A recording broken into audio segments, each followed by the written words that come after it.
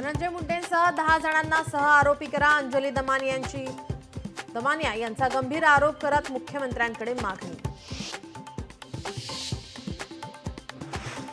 अखेर काँग्रेसचा हात सोडत रवींद्र धंगेकरांनी धनुष्यबाण हातात घेतला. पुण्यामध्ये पत्रकार परिषदेत धंगेकरांची माहिती. लोकशाही मराठीच्या बातमीवर शिक्कामोर्तब. महायुती सरकारचा पहिला आणि अर्थमंत्री म्हणून अजित पवारांचा 11वा अर्थसंकल्प. शेषराव वानखेडेंनंतर सर्वाधिक वेळा अर्थसंकल्प सादर करण्याचा मान अजितदादांकडे. संभाजीनगरमध्ये ऊसाच्या ट्रकखाली 17 मजूर दबले. 4घांचा मृत्यू, 13 जण जखमी. कन्नड पिशोर रस्त्यावर ट्रकचा अपघात.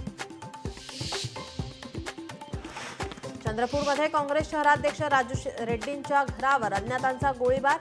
रेड्डींच्या बाल्कनीत आढळलं काडतुस. घटनेनंतर शहरात खळबळ.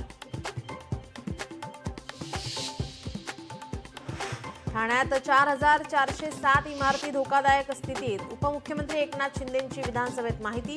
ठाणे शहरासह मुंब्रा, कळवा, वागळे इस्टेटमध्ये धोकादायक इमारती. लाडकी बहीण योजनेचं मार्चचं अनुदान लवकरच मिळणार. खात्यात पैसे जमा करण्याची प्रक्रिया युद्ध पातळीवर सुरू. 12 मार्चपर्यंत मिळणार पैसे.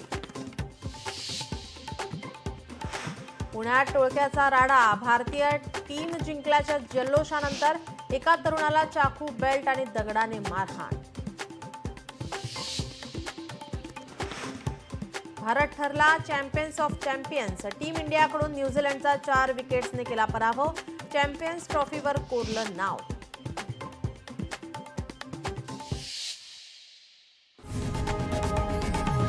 लोकशाही मराठी ऐका, पहा, जागरूक रहा.